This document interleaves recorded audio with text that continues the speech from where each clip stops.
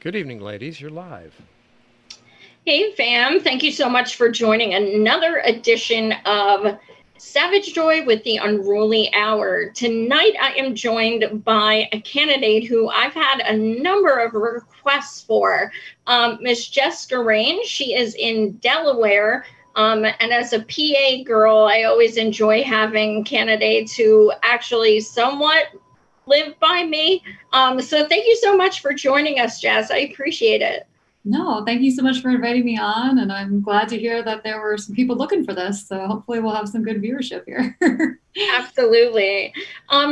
So you are running against establishment shill Coons, and which is, he's certainly one of the people that progressives have wanted to see out for quite some time.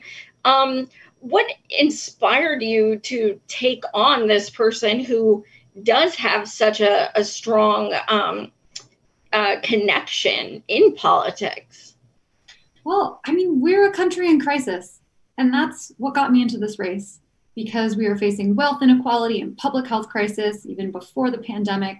Climate catastrophe is looming, racial injustice, mass incarceration. These are all major issues, and we cannot accept status quo, but that is what we have had for, frankly, my entire lifetime. And I think the senator really exemplifies that idea of maintaining status quo, of telling us that we can only ever nibble around the edges of change. And what that has led to is a government that is failing to adequately support its people. And I saw the effects of that predominantly through the work that I did through nonprofits and serving at as a board president of a nonprofit here in the city of Wilmington, where I live. And what that showed me is that we have to address the root causes of the issues that we're facing. And we have not had leaders that are focused on that at all. It's always about treating symptoms, and it's always about even just compromising on the treatment of those symptoms rather than saying, why is this happening? And how do we actually stop it from happening when it comes to all of these major issues that we're facing? So that's what I am driven to do. And I really think that in the state of Delaware in particular, we have not been given choices when it comes to our candidates. The senator was put up actually to lose. He was thought that he was going to lose to a very popular Republican candidate that had a broad base of support in our state. And what happened instead is that candidate was knocked out by a Tea Party candidate in 2010 in the primary. And then Senator Coons was the really only option for people in our state. And he didn't face a primary challenge in 2014. And this is the first primary challenge that he is facing for this role. And I think it's incredibly important that people actually have a choice, because this is an overwhelmingly Democratic state. The choice is often made in the primary. And to not give voters an option there is really a failure of our party and for our state. And we cannot continue to allow incumbents who are failing to take the action that we need to sit in these seats unchallenged. Absolutely. Now, I didn't see anything about a debate. I was looking. I know. I heard the same response all the time. I know. Will he debate you? So far, no. We've made it very clear that we are willing to debate. I have been pushing some media outlets here to agree to host. We have not really heard anything. It was a student group at the University of Delaware who asked us to be in a debate on Sunday. However, we have not heard that the senator has agreed to attend. And frankly, I don't know that we're going to get him to. I think they're seeing it as it's mostly going to harm them. But I think it's a real failure that incumbents are allowed to do this, that they're allowed to just say, no, I don't think my constituents deserve to hear debate on the issues. And I think what we have to do instead as insurgent candidates is make sure that we take that directly to the voters. And that's what we've been trying to do through a lot of the digital efforts that we're doing, through the phone banking, the mailing efforts that we're doing, and just have that conversation directly with the voters about our points of difference and our contrast, because it does not seem like the senator is willing to give his constituents the what they deserve, which is a debate, and to hear him directly address these things that I am calling him out on and the things that I'm running on that he says we cannot have. Do you think part of it is him just being presumptuous that he's going to win again? I think that could be. I think that when you're an incumbent, I think you also can see that there's just mostly nothing to win from it. You can come off looking bad because I will be better on the issues.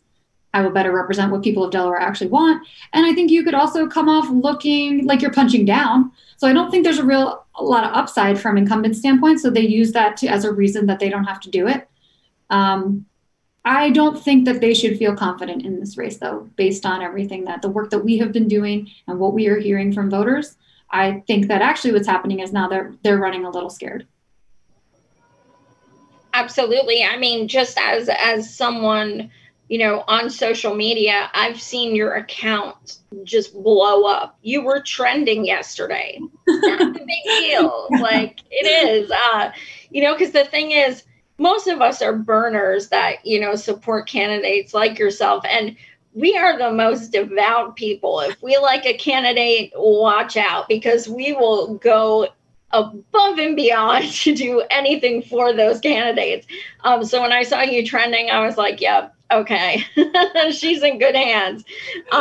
Good timing then. No, and it's true. And that has helped us recruit. We recruited a bunch of volunteers just from digital, and I have to give my team credit for that as well. Like not only the kind of swarm of people that have rallied around our campaign online, but my team does an incredible job of converting those people to volunteers also. They are fantastic digital organizers, and we don't let a moment like that go to waste. We really use it to say, absolutely, tweets are great, but can you give us some hours on the dialer? Because voters aren't going to see necessarily all these tweets. Tweets help us bring in volunteers and donations, but then we have to translate that into volunteer hours to do that direct voter contact. So that was a great opportunity to do that. And how is phone banking going? Do you and your volunteers feel that it has been, that there have been positive responses? Yeah, so I will say when we launched this campaign, we intended to run an incredibly field-driven campaign. And before the pandemic hit, between November and early March, we had knocked over 25,000 doors. And we were on track to knock more doors than ever have been knocked in the state. And that was our goal. Unfortunately, that obviously got derailed. But we had, again, this fantastic volunteer network and field team that was able to quickly move to the phones. We already had phone banking infrastructure in place, so it wasn't too bad of a transition for us. And we have made, I think we've probably made over 500,000 dials at this point, if not more. I mean, on Sunday alone, we made 33,000 calls to voters in the state of Delaware. Wow. And we are hearing really great responses. We are hearing high supports for us, even just people who are curious, who care about these issues. Particularly, we are hearing people who maybe were not Medicare for All supporters or were a little unsure about it, who now are curious because they're watching what's unfolding. They're seeing millions of people lose their jobs, lose their health insurance with it in the middle of a pandemic. And they're questioning, is this really the way that it has to be? And when they look at the senator that they have, he's saying, yeah, sorry, this is the way it has to be. We can make the ACA a little bit better. We can try to make this affordable, but that's the best we're going to do. And we know that's not true. We absolutely know that we can do better. We need people who are actually going to fight for it. So we have seen phone banking do some good work for us. We use it in a way that we are trying to have those canvassing conversations on the phones. We will give someone 20 minutes if they want to talk for 20 minutes because we can make an advocate out of that person. They can go recruit their family. We can turn them into a volunteer. The other thing that has been interesting about phone banking for us is that Delaware became a vote by mail state this year. And on top of there being a pandemic, our General Assembly passed vote by mail. And we were like, this is unexpected, but we're happy to have it because now it means that we have data about who's requested a ballot. So that's what we've been doing is focusing on people who have their ballot in hand. I talked to 2 women just in a matter of like an hour of phone banking the other day who both had gotten their ballot that day. And I was able to talk to them while they had their ballot in hand. They opened it and marked that vote for me while we were talking about them. So that is why phone banking right now is incredibly important because people are voting right now. Absolutely. And, I had voting issues that, on my notebook here, but, how bananas is it that we as citizens have to actually request a ballot? Why would it not be more advantageous for them to literally just send every single registered voter a ballot? It also incentivizes people to actually vote because, let's face it, people are lazy and they don't want to go through having to request it. Yeah, and it's just one more barrier. I am all for things that increase voter access. So I actually think that registering to vote should be opt-out, not opt-in. It should just be automatic. I believe in not taking people's voting rights away when they are incarcerated. And I think that Washington State and Oregon State have made really good models for what voting should and could be like. In Washington and Oregon, you get like a pamphlet right to your door that says, this is what this candidate stands for. It makes it easier on the voter to do that research. And vote by mail in particular, when you just send everyone a ballot, I think is actually better, or could be better, for challenger candidates, because people are seeing your name and they have time to do some research, as opposed to people walking into a voting booth who maybe are lower information, which is not a slight at them. It's more just, the fact that they they're not mainlining politics like some of us all day long. And they're in the booth and they see a name they don't know, they're less likely to pull out their phone or do that research. There's the stress of wanting to just not take up time, wanting to move quickly. So when you get a ballot in your home, you are better positioned to do some research, to learn more about candidates. And I think that's a much better way to vote. The process that we have in Delaware was exactly what you're talking about. It's like we mailed everyone an application to get their ballot, not their ballot. So there's still this, you have to request it to have it sent to you process. And I think that is yet another barrier that complicates it and confuses people and is unnecessary. Absolutely. And, as far as your race goes, voting is September 15th. So that's right around the corner. Are they doing in-person polls as well? Yes. So there still will be polling places open. We are encouraging people to double check that their polling place is open, because we are concerned that there may be some that are closed just from having fewer poll workers in the pandemic. We haven't exactly seen the full list of what polling places will be. So anyone who is not voting by mail is still able to vote in person. We're encouraging people to try to really vote by mail kind of by the end of August. Give yourself 2 weeks to get it back through the mail or to get it out to you and then dropped off. There are drop-off boxes, which is another way that they've kind of extended and made things easier on people. But there still will be in-person voting. After we've kind of gotten through all of our calling people who've received their ballots or requested their ballots already, we will go kind of back to that more traditional persuasion calling and canvassing. We are back to canvassing now. And then more traditional get out the vote in those last days. Right on. I see a comment from Taking the Fall. All aboard the Scarane train. Okay. I have to laugh because that has organically become a thing, Scarane train, in a bunch of different circles. I think I should just lean into it now and accept it. Yeah, it's way better than Buttigieg's ones and stuff like that. So, or Buttigieg, yeah. For sure. So as far as, I know a lot of people are obviously concerned with November, some of the boxes being taken away from the post office, things like that. But are you also apprehensive about, things we've seen like Charles Booker? That dude won, but they, the DNC we've seen for the past 5 years, they will stop at nothing to impede progressives. Are you planning on having any volunteers at polling sites or something so they can supervise? Do you have any kind of plan in place? Yeah, we're working through that actually right now. So getting our election day operations finalized, because that is incredibly important. I have that similar concern. I mean, I think we heard the numbers out of New York where so many mail-in ballots were discarded because a flap wasn't folded properly, a signature wasn't in the right place. There are so many things that can trip up a ballot being counted. I will say Delaware's ballots are relatively easy. It's seal it and sign it on the outside. We don't require witnesses. or any of these kind of other things that complicate it. So I'm hoping that won't be as bad of an issue for us in our state.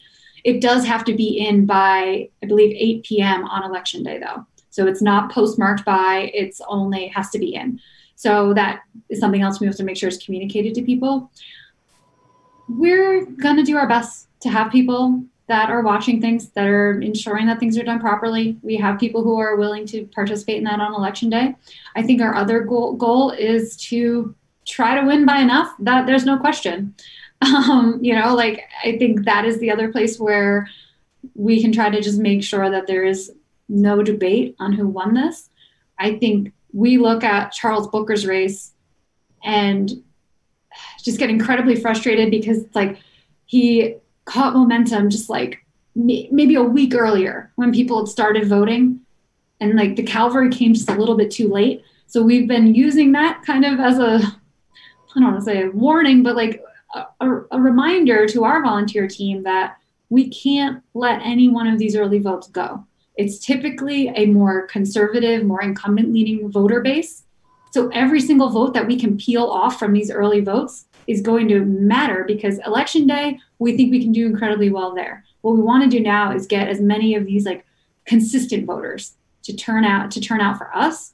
And we've seen that to be successful. We're also seeing a lot of not consistent voters return mail-in ballots, people who haven't voted in the last few primaries. And our hope and what we see from some of the data is that those are our voters who have been actually inspired to vote based on our platform and based on wanting to see change in our state and in our country. Absolutely. Shout out to Al Walski. I believe he is a Vermonter, so props. He brought up the topic of voter suppression. I saw you shared an article about people liking the idea of Senator Coons being on Biden's staff. Mm-hmm. Which he fits perfectly, but let's say that, yes, you win, he's out, but then he goes to join Biden. Yeah, I think that may happen. I think no matter what, he's going to land on his feet. Like, he'll find a job either in an administration, in a lobbying firm, in a think tank. Like, even when we oust incumbents, they don't seem to really go away. They find homes in other places, which is why we have to make sure that we actually push back against the influence of those think tanks and lobbying groups and everything else. There have been rumors that Secretary of State would be floated to Senator Coons, whether he wins this election or not. I think that is something we should be incredibly concerned about. Senator Coons is a war hawk. He has touted going to war with Iran. I mean, he went on Fox News when those Saudi oil fields were bombed and said, if there's any indication that this is Iran, this would be a justification for us taking military action. He has said himself that even different from his party, he leans more towards quote unquote hard power. This is not someone that we want in charge of diplomacy in our country. So I think that is actually an appointment that we should stand against if it were to come in his direction. Absolutely. And he's one of many who voted for the overinflated Trump's war budget. Yeah. I mean, he's voted for the war budget. He voted against the 10% reduction that just came up in the Senate a few weeks ago. He voted to continue supporting Saudi Arabia in the atrocities that they are inflicting on Yemen. He's voted to give $38 billion in military aid to Israel with no conditions on it, essentially just putting money back into the hands of military contractors in our own country. He has shown that diplomacy is actually not his angle. He is much more focused on military conflict and escalating. Absolutely. Wesley, he says he is an APAC stooge as well. Yes, that is true. Well, we love that. Let's see. Yeah, you guys rock in the comments. So let's get more towards policy. And I know Chris Coons, not just APAC, but he does take tons of corporate money. So you have a no PAC money rule. You do have grassroots donors. Why is that important to you? And was that something you had your heart set on immediately, or something you had to consider? No, we were set on taking no corporate PAC money from the very beginning of this campaign. And the reason for that is because I think the influence of money in politics is one of the biggest reasons that we are in the place that we are. And I remember, this is strange, but I remember where I was when I heard the Citizens United decision and thinking, like, this is catastrophic. And there were already issues with corporate influence in our parties and in our government before that, and it has only escalated since. And the reason that we cannot get the policies that we need, the policies that have overwhelming support from the American people, is because of the influence of corporate money. So it is incredibly important to me to not take that money and not be beholden to corporate donors, because we need a government that is actually focused on people, on the welfare of people and the dignity of people, rather than bending over for corporate interests over and over and centering the needs of people instead of the already wealthy and the already powerful. Absolutely. And on the topic of money, you support a $15 minimum wage. And do you also support a federal job guarantee? I do, particularly through a Green New Deal. I think that we can absolutely have zero unemployment in this country if we want it. Anyone who wants a job can absolutely have one. And that is what we should be focused on. And using the power of a federal jobs guarantee to guarantee that $15 minimum wage, and to actually ensure that everyone is ensured a dignified standard of living in our country. I mean, that is the baseline that I believe our government should exist to do, and we don't get that right now. And that is absolutely policy that I would support, particularly through a Green New Deal, including a federal jobs guarantee, like good paying union jobs. Absolutely.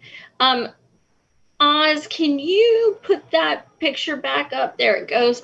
So it says Chris Coons says that. I'll let you have this. This just hit the streets today. Oh, I'm a Twitter. I'm like, let's share this. He says that this is your opponent. He says a $15 minimum wage is too high. Yeah. He said that multiple times now. He was asked about it in a town hall years ago, and he was asked about it again just this campaign. And what he says is 15 is just too high in some places. He particularly calls out rural Delaware as a place where it would be too high. I don't know who he thinks it's too high for. I clearly know that he's not talking to actual workers. The minimum wage in Delaware is $9.25, and the median apartment cost, you have to be making $18 an hour to afford a one-bedroom median apartment in our state. We already have an affordable housing crisis here. For every 100 people who are looking for affordable housing, there are only about 40 units. And we have a senator who tells his constituents, no, I'm sorry, I don't believe that you should be making $15 an hour. We know that if the minimum wage rose with productivity, we'd be at, $24 an hour? So to tell the people who you are meant to represent that they don't deserve a wage they can actually survive on, I think is indefensible. Absolutely. I'm in Pennsylvania, and our minimum wage is $7.25, and it has been for over a decade. Mm-hmm. It's disgusting, and the people who are against it make $175 a year plus, right? Which is concept. This is such the core issue is that we have representatives who are so disconnected from what it's like to be a working person in our country. And what is the net worth? The average net worth of a senator is well over $1 million. It's the average age is over 65. And that's not to say that age is the issue, but when it's all skewed in one direction and you're all kind of coming from the same background and you've all worked through the same steps to get where you are, that lack of diversity of even experience renders you unable to actually legislate in favor of the people that you're there to represent. And I think that is why it's so important to get more working people in our government to not force people to walk through the same exact machine to get to these seats. That's something I certainly heard from people is, oh, why aren't you running for a lower seat? Work your way up. First of all, we don't have time for that. Second of all, I want people on my city council who want to use the power of a city council seat to enact the change that is important to them. I don't want them sitting there thinking, oh, where will this get me in 2 years? What can I run for next? That is not what we should be encouraging people to do. We should be encouraging people to run for the seats where they can grab the levers of power that they want to use and actually wield power, because that is something we have not seen from Democrats for years. They get in power and then they do not want to use it. They get in power and then they say, how can we compromise? That is not what we elected you for. I mean, seeing people say, oh, well, the check on Trump will be the 2020 election. It's like, I thought that was the 2018 election. I thought we did a referendum on Trump. We won the House. We want you to hold these people accountable. And they refuse to do it. And I think far too many of us are just sick of it at this point. Absolutely. Here's another screenshot I stole from your Twitter. Austerity makes recessions longer and harms working people. During times of crisis, we need leaders focused on taking care of people, not numbers on an imaginary balance sheet. Yeah. I mean, this is from the IMF. Like, they did a study and they showed that austerity lengthens recessions. It makes life worse for working people. It doesn't actually fix the quote unquote problems that it's trying to solve. All it is a way for people who are concerned about these deficits to render harm on the working people of our country. And what we actually need in recessions is government spending to make up for the lack of worker spending, to put money in the hands of workers so that they can spend. But that is never what we get. We always get these punishments. We get scaling back. We get people like my opponent who have, since he took office in 2010, have been a deficit scold, have been a debt scold, when we know this isn't even the way that our money works. This is not how public money works. We are a currency issuer. If we wanted to get rid of the debt tomorrow, we could. But what the government has the power to do is to spend, to create an economy that actually works for all people. That is what we should be using it to do. We do not have to have these pay-go rules in place that my opponent supports. We can actually use the power of our public money to create an economy that works for all people and guarantees a good life to every single person in this country. That's what we have to be focused on. You're definitely speaking MMT. Yes. I also see someone talking about the cap on SSI. I completely support scrapping the cap. Like, people need to, what is it? It's $130,000 is the cap right now, something like that. That's absurd. Wealthy people need to pay in full into SSI. Sorry, right I just want to call that out because I absolutely support that. And I saw it come up and I was like, I want to call that out because it's important. And I think I always couple that with $15 an hour too. I talk about guaranteeing living wages for life because we keep our seniors in poverty. And we have failed them so dramatically. And I hear it so often. And I think that is one of the reasons that our campaign actually has broad, multi-generational support, because we are talking about the real problems that people are facing. Like, I love telling people that we have volunteers on our campaign who are 17 and who are in their 80s, because this is not just about what young people want. It is what the people who actually live day to day in this country need and support. And I'm really proud of the fact that we have that multiracial, multi-generational coalition behind this campaign. Right on. You also, as everyone should, support universal health care, no out-of-pocket costs, comprehensive coverage, including mental health, vision, and dental.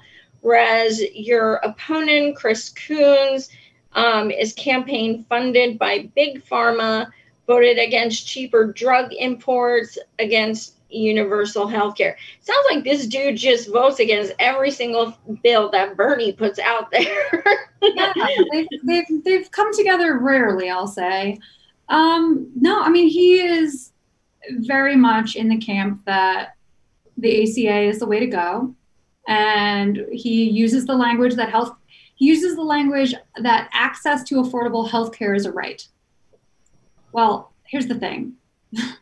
all of us can access it. We can, well, I won't even say all, because we've shut so many rural hospitals that not all of us can actually access it. But even if you have a hospital in your backyard, you can walk in the door. The problem is you can't afford that bill that comes after. And this idea of affordable is meaningless. What's affordable to me is not to someone else. What's affordable to my opponent who's worth $10 million is not affordable to me. And what we need is a truly single payer system that guarantees healthcare as a right, because it is absolutely the only system that values life and saves us money. Like I'm really at the point where anyone who stands against this is the person who needs to now explain themselves. Like, we are beyond the people who support single payer universal healthcare having to explain this. When people ask me how we're going to pay for it, I tell them we're going to pay for it the exact same way we pay for every other government program. We're going to write a bill and we are going to pay for it that way. It's not even about raising taxes. We raised the military budget by $20+ billion. How did we pay for it? The same exact way. And that is what we have to do. We have to say that we are going to elect people who are going to use these same tools to take care of us, not just take care of the military industrial complex, not just take care of these drug companies. And you're right, my opponent he bounces between the second and third highest recipient of pharmaceutical dollars. He takes money from insurance companies, and then he tells us what we can't have. And he uses Republican and insurance company talking points to do it. He talks about needing choice. He talks about that we can't afford it. How could we not afford something that's going to save us almost $500 billion? I don't understand that. We absolutely can afford it. It saves us money and it saves us lives. And it's just indefensible that you stand against a thing that other countries are more than capable of doing, and you tell us lies about why we can't have it. Absolutely. Another thing on your platform is the environment. Tackle climate change now with a Green New Deal, create union jobs, invest in infrastructure. And your opponent, Senator Coons, says he ignores climate scientists' timelines, exempted polluters from reporting emissions, and takes fossil fuel money. Yeah, so I kind of want to get into this one a little bit if I can, because this is incredibly important to Delaware. Delaware is the lowest lying state in the country. We are already seeing effects of rising sea levels. We have farmers who are losing farmland to saltwater intrusion. We have beautiful beachfront that gets decimated by storms, and we see flooding when high tides come in, when it's not even storming. We have neighborhoods in Wilmington that flood with every single rainstorm.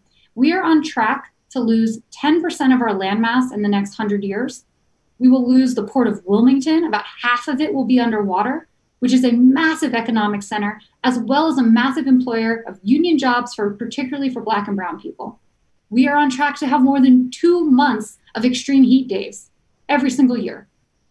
This is what is going to happen. And when I say that the senator ignores climate scientists' timelines, what I mean is that he says we have to trust science. He says that climate change is an existential threat. And yet he tells us that we can get to net zero emissions by 2050. That is blowing past the timelines that we know we need to meet. So why wouldn't you even try, is what I don't understand. Why would you set the bar for 30 years from now, knowing that that's not even going to come close to what we need? I don't understand why we wouldn't say this is the biggest threat facing us and the planet, because it's not just about rising sea levels. It's about people losing farmland. It's about people becoming climate refugees. It's about displacement. It's about war. It's about losing clean water. I don't understand why you would not focus on this issue as the biggest thing that we should be investing ourselves into. And I don't want to, I'm going to kind of call out a voter, because we were doing a texting campaign earlier today, and they said, Jess doesn't sound like an FDR or a Kennedy Democrat. This sounds like socialism, when they were talking about the Green New Deal.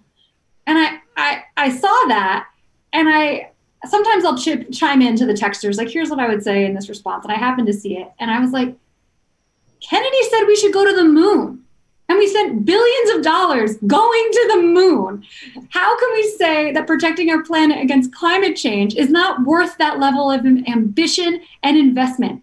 And especially when we can create millions of good jobs in the process, we can ensure that we actually have clean water. We can ensure that we have internet, high-speed internet in every single home. We can rebuild infrastructure.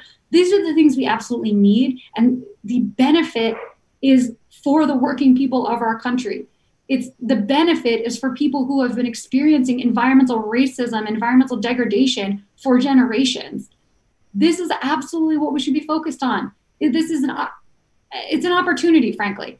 It's an opportunity to say we can absolutely remake our future, because change is going to come no matter what. I want us to grab it by the horns and determine what that change will look like, because we cannot be caught flat-footed. You can tell me this will cost trillions of dollars. Allowing climate change to overrun us will cost trillions of dollars.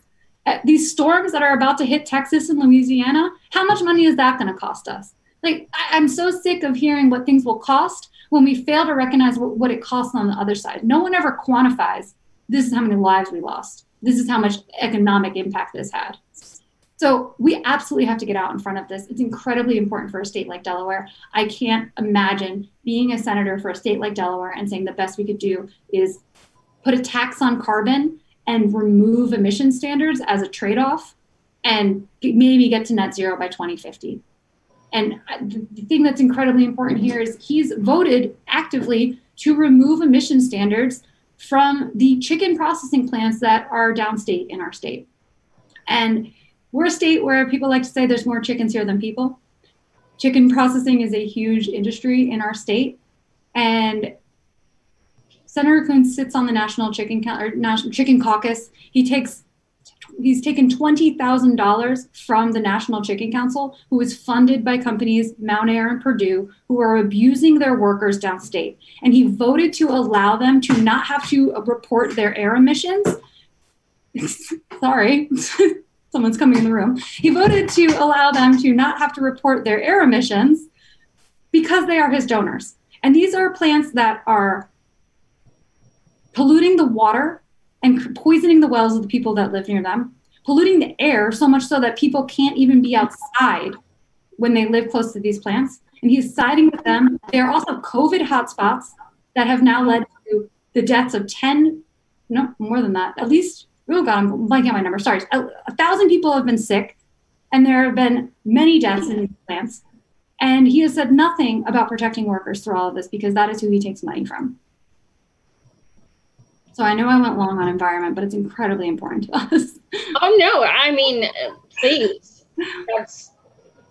That's absolutely important. I was going to actually ask you about the Purdue plants and such, because I saw it on your Twitter page. That's so abhorrent. Yeah, it's awful. And it's predominantly immigrant workers of Latinx and Haitian descent, who many of whom are undocumented. The Mount Air is currently trying to bust their union, has been trying to push a decertification vote in the middle of a pandemic. They were docking workers' pay for the PPE that they needed to perform their jobs. They were charging them for the PPE. I mean, just awful treatment. And why do they do it? Because a lot of these people are undocumented and they're incredibly vulnerable. And they are told there's always someone else who is going to take this job, that they're concerned about deportation. They're concerned about immigration showing up. So they are in the most vulnerable position. These are the people we absolutely need to be standing up for. We do not need to be siding with the corporation that is abusing them. Wow, that is so egregious.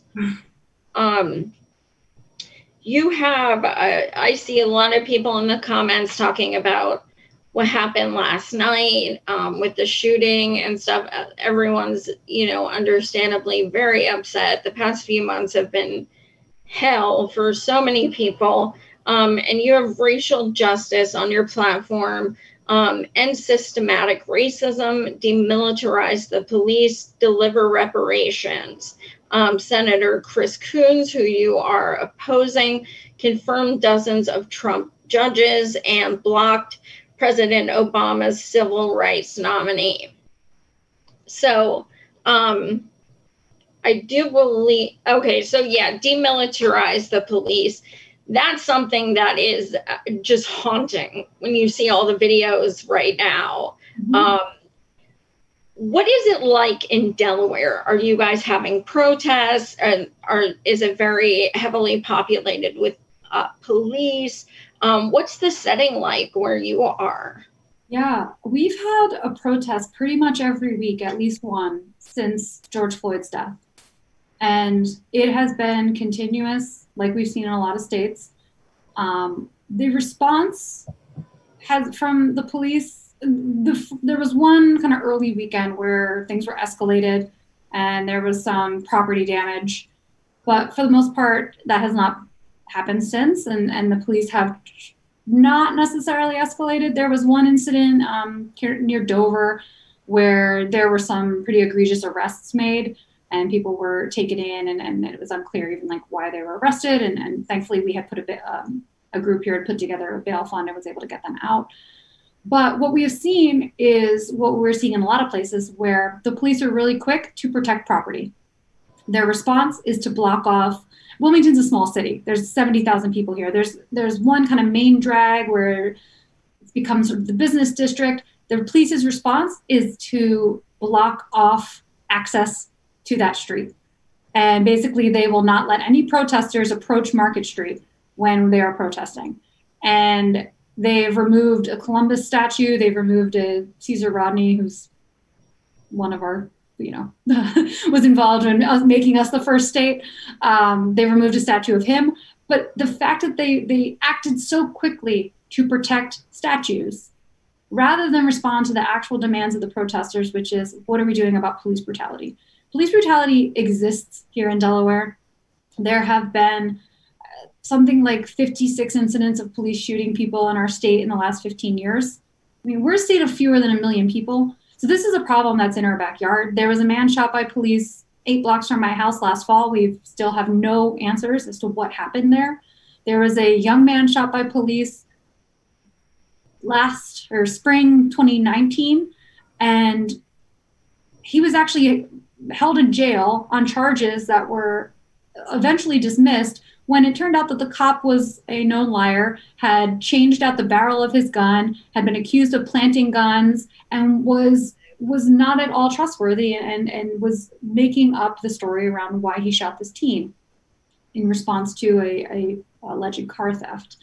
So this is an issue that hits home for us. I've been participating in these protests and standing in solidarity and saying this cannot stand. And that is why, demilitarizing the police was on my platform even before this current social movement, because the programs that we have in place to send military equipment into our cities and towns need to end. It has changed police into an occupying force in the towns where they exist, and it has created this awful scale up and escalation of violence.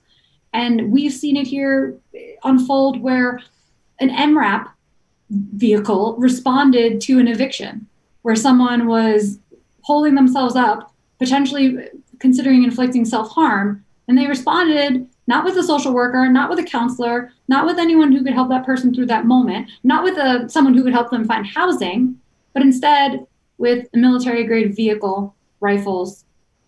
And this is the type of thing that we're protesting, right? We are saying the response is the police they're not always the right tool for the situation. We need to instead put money in housing, put money in education, put money in community development, ensure that people actually have academic and economic hope, and change the concept of public safety. People are safe when they have healthcare, when they have good education, when they have good wages. The safest towns and communities are not the ones with the most police. They are the ones with the most resources. So how do we actually enact redistributive policies to ensure that resources actually flow to the communities that need them? It's a big reason I support legalizing marijuana. Marijuana is a tool of oppression that is used against Black and brown people to, frankly, perform what would otherwise be a legal search and seizure. What we can do instead is legalize, stop spending billions of dollars on policing marijuana, instead create billions of dollars in a market, and then take the tax revenue from that and actually invest it in the communities that have been most harmed by the war on drugs. There are absolutely things that we can do to ensure that none of these communities suffer from being under-resourced. And we need to not respond to them being under-resourced with just policing. And that's what we've done up until now. Absolutely. Say you get elected tomorrow, what is the absolute first thing? And I know there's a bajillion things, so this is a tough question, but what is the first thing you want to work on? I think given the moment that we're in right now, the fact that we still have not gotten through this pandemic, I would sign on to support the Markey Sanders Harris bill to guarantee $2,000 a month to everyone. I supported Rashida Tlaib's bill back in the spring because what we need to be focused on is getting money into the hands of people so that they can stay in their houses, that they can continue to feed themselves, that they can continue to survive, because we clearly have failed at actually containing this pandemic. So at the very least, we can do a better job of supporting people through it. And I think that has to be the model going forward, is how do we actually put money in the hands of people, not into the already wealthy, not into the hands of corporations. Absolutely. Is Senator Coons, dare I ask, doing anything to help people or help ease their minds? I mean, he was a big proponent of the PPP loans, which we've now learned were not so small businesses focused. In the state of Delaware, we actually got the fewest number of loans and the fewest dollars of loans. And then after our local paper started digging into the information that was made public, they actually found companies that don't even operate here in Delaware that claimed money from Delaware or as Delaware companies, and then some companies that don't seem to operate at all. So this seems like it was a plan that was completely flawed. Again, we could have directly given people money. We don't have to filter the money through the banks, through the employers, down to people. And there's an ad that's running right now from the American Bankers Association thanking Senator Coons for supporting small businesses and workers through this coronavirus pandemic because of this program. Well, why is that? And that's because the banks made billions of dollars processing those loans. So of course they're happy with the program. But this is the type of stuff that needs to change. We were able to move trillions of dollars to corporations in a blink of an eye, because the Fed is set up to do it. The pipes are already laid. What we don't have are the pipes and the infrastructure to deliver money to the people. And that is why the Tlaib bill was so interesting to me, because it was like, oh, if we give people an actual debit card that we can actually refill, we can directly give people money. But the way that we give people money now is through a convoluted IRS system, people who still have not gotten their stimulus checks or got deposited into an account that they don't even have anymore. And we have this PPP structure where the money went to banks to loan to companies to then have them decide how they want to use it. And it's money just gets accumulated to the already wealthy and the already powerful through every single one of those steps, rather than giving workers directly the money they need to survive. Absolutely.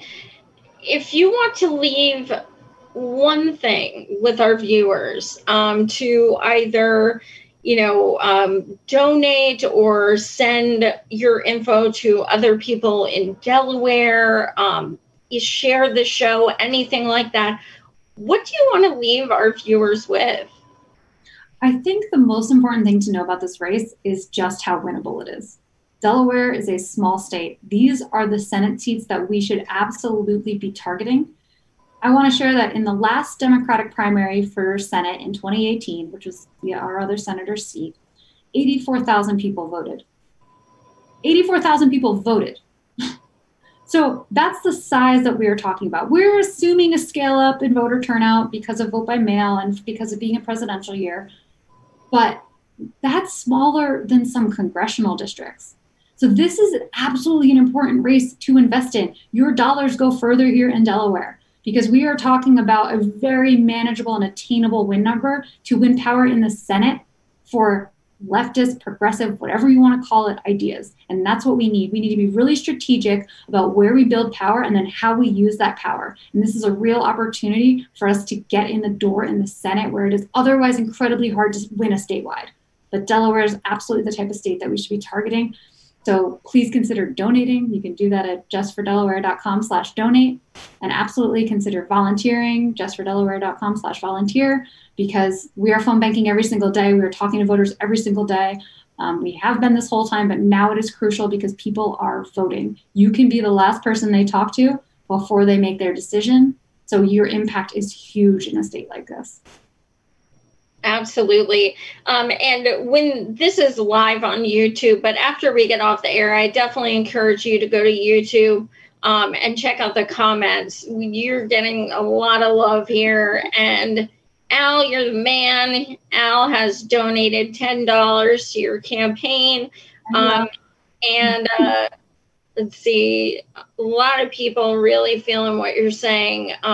And we put your website link in there and everything. But why don't you also just give your website, your Twitter, anything else? Yeah, so we're Just for Delaware everywhere, justfordelaware.com, Just for Delaware on Twitter, Facebook, Instagram. We're active everywhere because this has been a really digital first campaign because of the pandemic. But it's incredibly important that we get our message out to people that way. And that's what we've been doing. I do do a Facebook live stream every single Monday at 7:30. I use that as a town hall that people could reach out and ask me questions directly, and I answer them directly. So if anyone, even if you're not local, you want to join that and sit in and ask a question, or even just chill in the comments and talk to people there, you're certainly welcome to do that. And yeah, I hope that you will consider supporting this campaign. This is a real opportunity for us to build power on the left in the Senate. It is the last primary race of the year. It is Joe Biden's old Senate seat. I mean, this is a real opportunity to make a stand for the left in our country. The last one really kind of the year. So I hope you'll join us and we'll commit to helping us win this. Right on. Well, thank you so much again for joining us. This was a great conversation, and I wish you the best of luck for sure. Thank you guys so much for tuning in. Tomorrow, I'm doing this week's news with my co-author, Pat Cody. I totally almost forgot his name. I hope he's not watching. And to get our book, you can go to savageandpat.com in honor of us going on Nina Turner's podcast, Hello Somebody, which will be airing very, very shortly. You can enter code Nina for $2 off our book. So tomorrow, Pat and I, 9 p.m. Eastern. Monday, I have candidate Angelica Duenas coming back. She's from California. She's awesome, Bernie Krat. So she will be joining us. I have some other great shows coming up as well. So thank you guys again so much for tuning in. And thank you again, Jess. Best of luck with everything. Absolutely. Thanks so much for the opportunity to chat. This is great. Absolutely. Have a great night, everyone. Bye.